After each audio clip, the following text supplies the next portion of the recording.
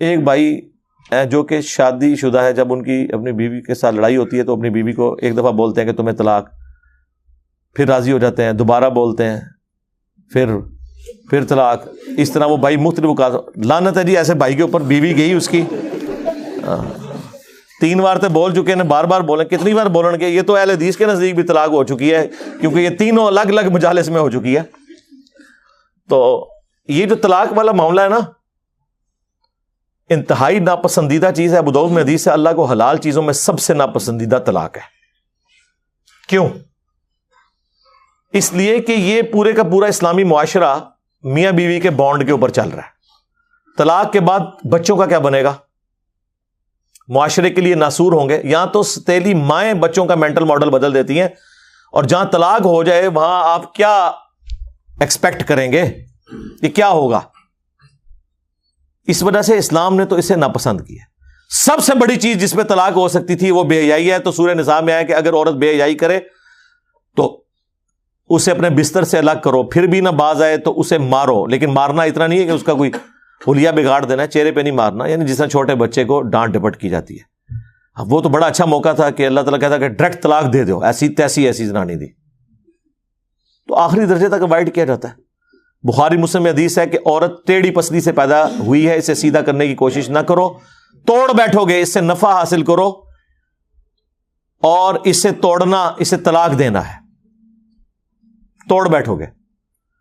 نبی علیہ السلام کو اپنی بیویوں سے تکلیف نہیں اٹھانی پڑی، یہ حدیثوں میں تو بہت تفصیل سے آیا ہے، قرآن میں ہی پڑھ لیں سورہ الاحزاب کے اندر پارہ نمبر 21 کا آخری حصہ سارا ہی اس لیول تک کہ اللہ کو یہ آیات نازل کرنی پڑی، اے نبی اپنی بیویوں سے فرماؤ کہ اگر تم دنیا کا مال اور دنیا کی عیش چاہتی ہو تو آؤ میں تمہیں دے کے تو طلاق دے دیتا ہوں، اور اگر تم اللہ، اس کا رسول اور آخرت کا گھر چاہتی ہو تو اسی مفلسی کی حالت میں میرے نبی کے ساتھ فقر کی حالت میں گزارا کرو۔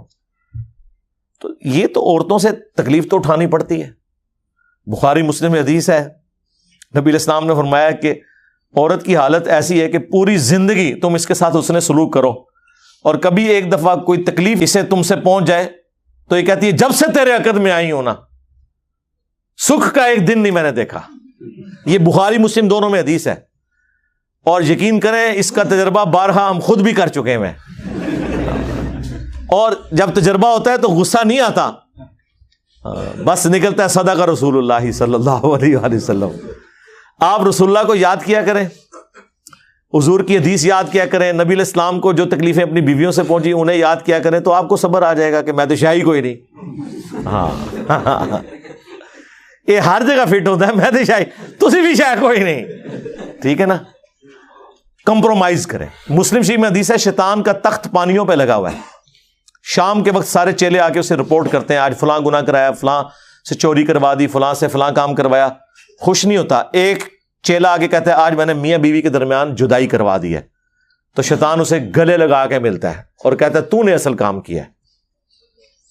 جس نبی کی یہ تعلیمات ہوں اس کے ماننے والے روٹی صحیح نہ پکنے پر، سالن میں نمک کم ہونے کے اوپر غصہ کھا کے طلاق دیں، تو لعنت ہے پھر ایسے لوگوں کے اوپر جو اپنے نبی کی تعلیمات کو پش دکھائے بیٹھے ہوئے۔ یہ تو نبی علیہ السلام نے باقاعدہ تلقین کی، بخاری مسلم میں حدیث ہے میں اپنے بعد سب سے بڑی آزمائش مردوں کے لیے عورتیں چھوڑ کے جا رہا ہوں۔ یہ اسپیسیفکلی میاں بیوی کے ریلیشن شپ کے اعتبار سے تھا۔ مسلم شریف میں حدیث ہے کوئی بھی مؤمن اپنی مؤمنہ بیوی کے ساتھ بغض نہ رکھے۔ مسلم شریف میں ایک اور حدیث ہے کہ دنیا برتنے کی جگہ ہے اور سب سے بہترین سرمایہ نیک بیوی ہے۔ نیک بیوی سے مراد مطلب آپ کیا سمجھ رہے ہیں کہ کوئی آئیڈیل ظاہر ہے، آپ کیا ہیں؟ یہ دیکھیں نا، لوگ اپنے آپ کو دیکھتے نہیں ہیں، اور وہ لوگ جو لڑکیوں کے کالجز کے باہر اسلامی بہنوں کی خدمت کے لیے کھڑے ہوتے ہیں، ان سے بھی آپ ذرا پوچھیں نا کہ یہ جو عورت ہے اس سے تو شادی کرے گا جس کے پیچھے باہر ہو گئے گا، لعنت بھیجو، ایسا نہیں زنانی منو چاہیے ہے۔ بدماش سے بدماش لوگ جی، کیسی ہو جی وہ 5 وقت نمازی ہو جی، وہ نقاب کرتی ہو جی، پردہ کرتی ہو، تو کیا کرنا ہے؟ ہاں جوڑے تھے پھر اسمانہ تھے بڑے ہیں، لب جائے گی تیرے نال دی تنو. تو یہ دیکھیں کہ آپ جو حرکتیں کرتے ہیں نا, اس کے بعد آپ یہ ایکسپیکٹ نہ کریں کہ آپ کے ساتھ وہ والے معاملات نہیں ہوں گے. آپ جس طرح کے ہیں آپ کے ساتھ ویسا ہوگا. کوئی ایکسیپشن بھی ہو سکتی ہے, لیکن اوور آل یہ جو قرآن کا رول ہے نا کہ نیک مردوں کے لیے نیک عورتیں ہیں, بدکار کے لیے یہ رول ہے. ویسے آپ کو بظاہر نظر نہیں آ رہا ہوتا, لیکن میں آپ کو بتاؤں یہ جو جوڑے بنے ہوئے ہیں نا اور اتنی کامیاب زندگی گزار رہے ہوتے ہیں, ان میں واقعی کوئی کامن چیزیں ایسی ہوتی ہیں کہ جس کی وجہ سے وہ اکٹھے اپنے ساتھ زندگی گزار رہے ہوتے ہیں, برائی میں ہو یا اچائی میں ہو, یہ الگ بات ہے. یہ اللہ نے کوئی حالات و واقعات ایسے بنائے ہوئے ہیں. تو ان معاملات کو خوش اسلوبی کے ساتھ, میں کہتا ہوں جی شادی شدہ مرد کا کام ہی کوئی نہیں کہ اس کی زبان پہ کبھی طلاق کا لفظ بھی آئے. یہ سمجھ لیں طلاق کو آپ ایکویلنٹ کر لیں شرک کے, کہ یہ آپ نے تصور بھی نہیں کبھی کرنا. یار آپ کو کیسے سمجھایا جائے ابو داؤد کی اس حدیث کے اندر کیا درد ہے کہ اللہ کو سب سے ناپسند حلال چیزوں میں طلاق ہے. ابھی کتنی کنٹراڈکٹری سٹیٹمنٹ ہے بظاہر, لیکن میں ایکسپلور کرتا ہوں اسے. سب سے ناپسند طلاق ہے. اس سے اللہ تعالیٰ کی ناراضگی کا ذرا اندازہ کر لیں. اور لیکن ساتھ کا حلال, حلال اس لیے کہا کہ بعض اوقات جینون ضرورت پڑ جاتی ہے. کوئی مرد ایسا ہے جس کے ساتھ کوئی میڈیکل ایشو ایسا ہو گیا ہے اور دھوکے سے شادی کروا دی ہے, اور مرد ہے ہی نہیں تھا, تو ظاہر اب طلاق والا معاملہ ہوگا.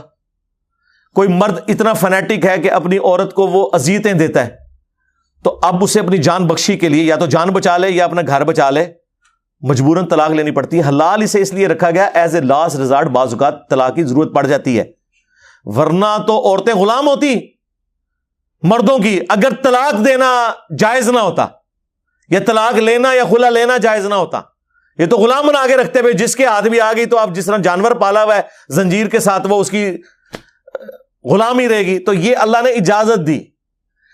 اس سے مراد یہ نہیں ہے کہ جو ناجائز طلاقیں دی جا رہی ہیں وہ اللہ تعالیٰ نے ان کو حلال قرار دیا ہوا ہے, نہیں. جامعہ ترمذی میں حدیث ہے, جس عورت نے بغیر وجہ کے طلاق لی جنت کی خوشبو بھی نہیں پائے گی. اسے وائس ورثہ بھی کر لیں. ہاں, یہ نہ سمجھے کہ یہ عورت کے لیے ہے. یہ نہیں ہے کہ قرآن میں جتنے مردوں کے لیے سیکھے آئے ہیں تو عورتیں مبرہ ہیں اس سے. ایک ورسٹ کیس کو ڈسکس کیا جاتا ہے اور باقی چیزیں انڈرسٹوڈ ہوتی ہیں. تو مرد و عورت کا ریلیشن شپ یہ بہت غیر معمولی ہے. جامعہ ترمذی میں حدیث ہے, تم نے کوئی بھی محبت کرنے والے دو میاں بیوی سے بڑھ کے نہیں دیکھے ہوں گے. یہ ایک ایسا پاکیزہ رشتہ اللہ تعالیٰ نے رکھ دیا. قرآن میں اللہ نے فرمایا سکون رکھا ہے میاں بیوی میں ایک دوسرے کے لیے. پھر اللہ تعالیٰ نے فرمایا ایک دوسرے کا لباس ہے. یہ جو ڈراموں میں یہ جو مرد و عورت آپ کو دکھائے جا رہے ہیں نا, یہ ڈرامے ہی لگائے ہوئے ہیں, ڈرامے میں ہی ہے اور کیا ہے, ریئل میں تو نہیں. یہ سارا معاملہ اس طریقے سے جو وہ آپ کو جس طرح ایک عجیب و غریب قسم کے جہان میں داخل کر دیتے ہیں. یہ ایک بڑا متبرک رشتہ ہے جس کو اللہ تعالیٰ نے اپنے انبیاء کرام کی سنت ٹھہرایا, اور پوری آئلی زندگی سورۃ البقرہ میں اللہ نے ڈسکس کی ہے کس لیول پہ جا کے, صرف یہ بتانے کے لیے کہ اللہ کے نزدیک یہ کتنی اہمیت کی چیز ہے. اس لیے کامیاب مرد وہ ہیں جو رن مرید ہو. ہاں, اور غصہ آئے تو نہ نکالیں, خود نکل جائیں. یار مولا علی اور سیدہ فاطمہ کی جب لڑائی ہوئی ہے, بخاری مسلم میں آیا ہے, تو حضرت علی گھر سے نکل گئے. یہ ہے تربیت. ظاہر مولا علی کی پرورش نبی الاسلام نے کی تھی. تو جب کبھی بیوی پہ غصہ آئے تو یہ جو کتنے ظالم قسم کے مرد اور ساسیں ہیں وہ عورتوں کو پورا پورا دن گلی میں باہر کھڑا رکھتے ہیں. آج کے زمانے میں بھی ایسے لوگ کر رہے ہیں. جبکہ حضرت علی علیہ السلام کا اختلاف ہوا ہے, یہ چھوڑ دیں غلطی فاطمہ کی تھی یا علی کی, تو سیکنڈری چیز ہے. حضرت علی ڈومیننٹ ہونے کے باوجود شیر خدا, تو اڈے ورگا کوئی بزدل مرد نہیں, شیر خدا ہو کے گھر سے باہر نکل گئے. کیوں؟ اس کی وجہ یہی ہے کہ اس رشتے کو آپ نے اسی طریقے سے نبھانا ہے. وہ جو بخاری مسلم میں حدیث ہے, نبی علیہ السلام اپنی بیویوں سے 1 مہینے کے لیے ناراض ہو گئے تھے اور گھر کی چھت پہ شفٹ ہو گئے تھے, ایلا کیا تھا آپ نے, اور پھر آیات نازل ہوئیں. اسی دوران حضرت عمر کہتے ہیں میں ملنے گیا, پہلے تو امہات المومنین اپنی بیٹی کو جا کے ڈانٹا کہ یہ تم لوگ یہ کر رہی ہو.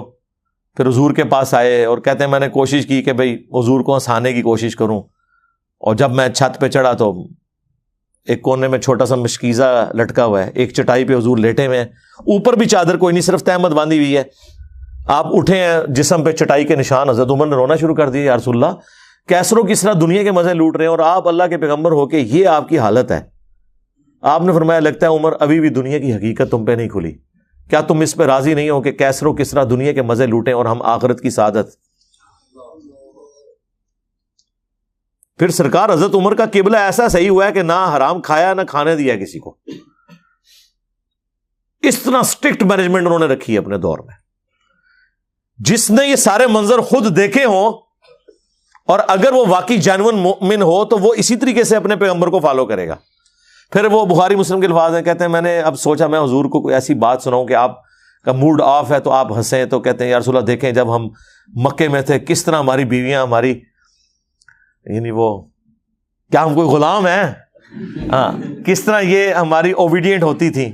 جب سے مدینہ شریف ہم آئے ہیں تو یہاں انصار کی عورتوں نے تو اپنے جڑوں کو دبا کے رکھا ہوا ہے.